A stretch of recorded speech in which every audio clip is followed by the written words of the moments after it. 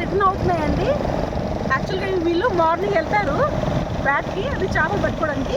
ఇప్పుడు పట్టేసి మళ్ళీ రిటర్న్ వస్తున్నారు. 2 వచ్చాయి. ఆ లాస్ట్లో ఒకటి ఉంది, బట్ కనిపించట్లేదు అది.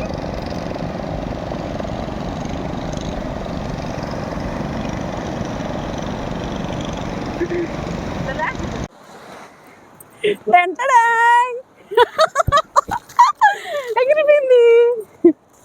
ये एक उड़ रहा है क्योंकि होगा 20 के होगा. అయితే అంటుంది నేను ఇక్కడ ఉండనండి, ఇక్కడ 2 కావాలి తొందరలో అంటుంది. అది కూడా మీరు చేస్తారు నాకు తెలుసు. అండ్ మా ఫ్యామిలీ మెంబర్స్ కూడా చూస్తున్నారు. నా నా హ్యాపీని వాళ్ళు ఫీల్ అవుతున్నారు. నేను మాటల్లో చెప్పలేనండి. అసలు మార్నింగ్ నుంచి నాకు హ్యాపీకి అసలు హద్దు లేదు. నాకు హ్యాపీ టీయర్స్ వస్తున్నాయి.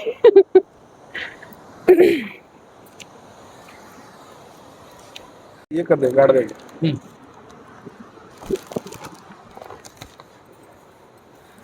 చూడండి కేక్.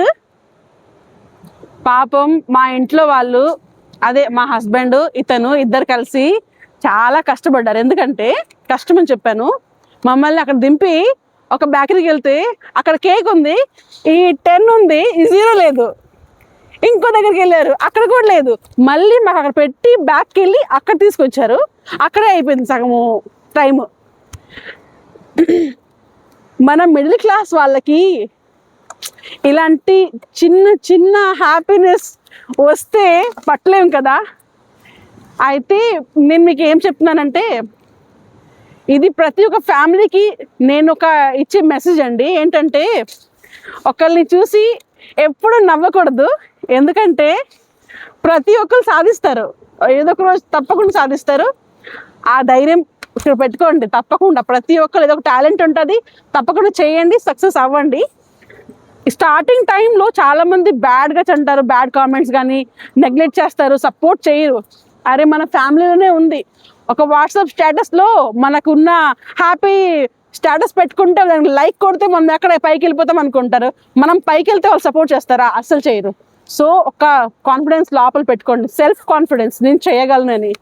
అలాగే అనుకున్నానండి. నాకు చాలా బ్యాడ్ కామెంట్స్ వచ్చాయి, కానీ మీరు నన్ను వదలలేదు. సరే అండి, ఇంకా చాలా మాటలు నా వల్ల కావట్లేదు, నాకు ఇంకెక్కువ వస్తుంది లోపల నుంచి. సో కేక్ కట్ చేద్దాం.